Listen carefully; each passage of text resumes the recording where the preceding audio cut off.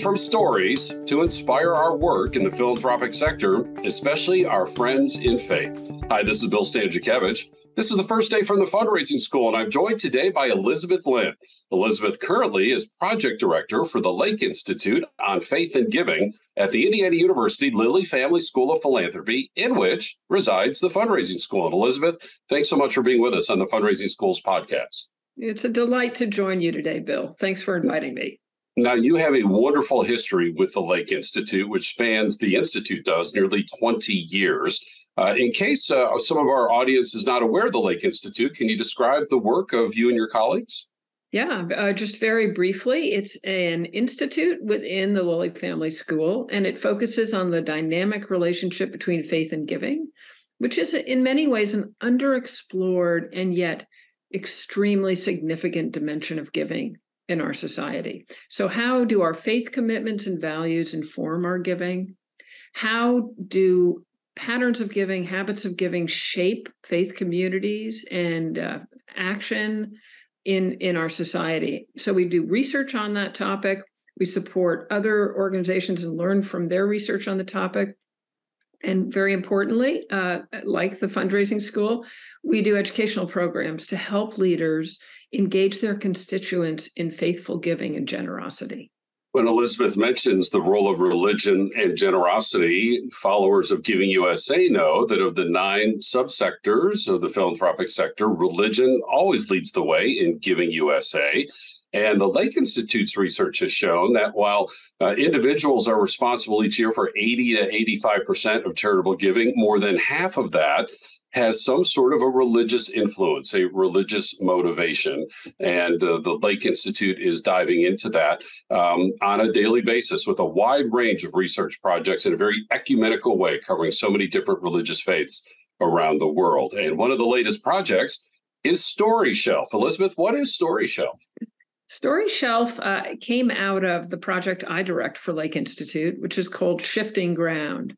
And the focus of Shifting Ground is on the changes in faith and giving within our society. We recognize that the ways people do faith and the ways they do giving are changing.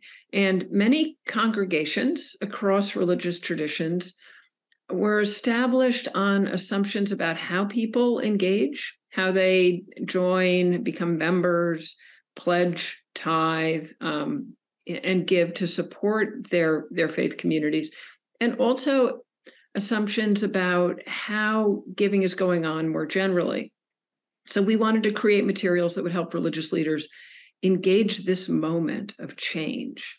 And one of the clear stories for faith communities around giving is that many congregations and other religious institutions are looking at what they have to give, and they're thinking about it in new ways.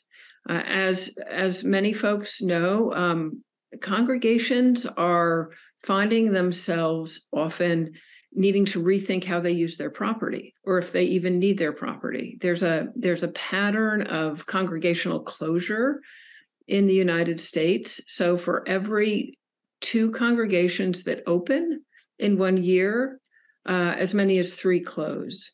So that means that many congregations are looking at their buildings and saying, what should become of these? What should become of the land? And congregations that are thriving often have gifts, funds, endowments that may have been designated for certain purposes or used in certain ways. And as the needs of faith communities and the world around them change, religious leaders, both lay leaders and professional, need to be able to think about, how can we use these incredibly important resources more generously and more faithfully? So the Story Shelf was developed just to spark imagination around that. I think often religious leaders can feel somewhat isolated, like, oh, this is happening to us. But we don't know that it's happening with others. And to read stories about like institutions and also different institutions that suddenly see their resources in a new way and form new partnerships and find new ways to give faithfully and generously can be very inspiring, liberating, and motivating. So these stories are very short and they can be read on the spot in a church council or a synagogue leadership meeting, to just spark imagination. We're talking with Elizabeth Lynn about Story Shelf, hosted by the Lake Institute on Faith and Giving at the Indiana University Lilly Family School of Philanthropy. And, Elizabeth, stories are a part of each of our individual lives. They're part of our secular organizations. And of course, all faith traditions have their stories in their respective books and, collections that they like to read and be inspired by. And Story Shelf now is a resource for religious congregations to use and to learn from one another. How did you find these stories? I mean, just in the United States alone, there are something like 500,000 religious congregations. How did you find these stories for this work? Yeah, we have about 50 stories posted on the Story Shelf right now, and all downloadable as PDFs, so you can just share them, print them, read them on your phone in the middle of the meeting. And in some cases, we actually engaged journalists to go and cover a story that we had heard about that we thought was interesting. In other cases, we just found stories that have already been written up. Many local news media and also religiously oriented media like Faith and Leadership, which comes out weekly from Duke Divinity School, are telling these stories. But they're kind of dispersed onto the internet, and folks don't have time to search and say, okay, where can I find a story about sharing property? Where can I find a story about investing for impact, doing microloans with the funds we have, or returning land that we now recognize really we don't have the right to claim as our own? Well, all these stories are now on our Story Shelf, on our online resource library, and they're searchable by keywords.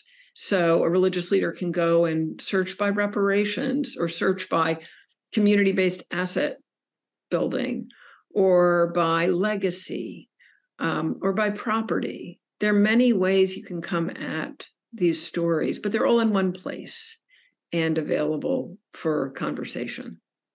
And does the gathering of stories continue? I would think there's just so much information that can be gathered.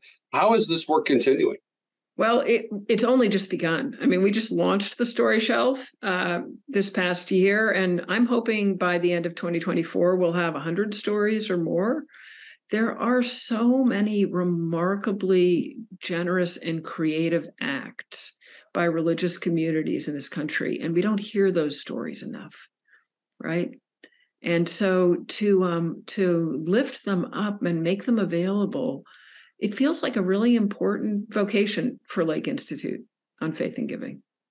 Can you give us an example, Elizabeth? I know all 50 stories are wonderful and dynamic. We can learn from each and every one of them, but our audience, which we're going to encourage here in a moment to go to the website to learn more, they're on the edge of their seats. They want to know. Give us an example, okay, Elizabeth, of one of the stories that we can learn from on the Story Shelf from the Lake Institute on Faith and Giving.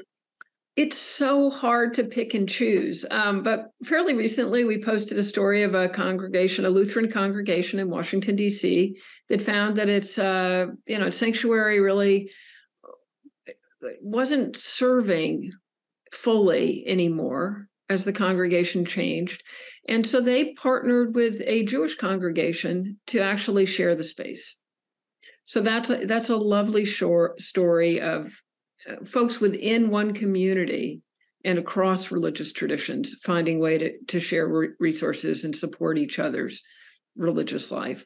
There's a story of an AME church in Morristown, New Jersey, that during the pandemic recognized that there was tremendous need, there was tremendous food insecurity in the Morristown, New Jersey area, and that it could use its parking lot and its fellowship hall to really provide a food service.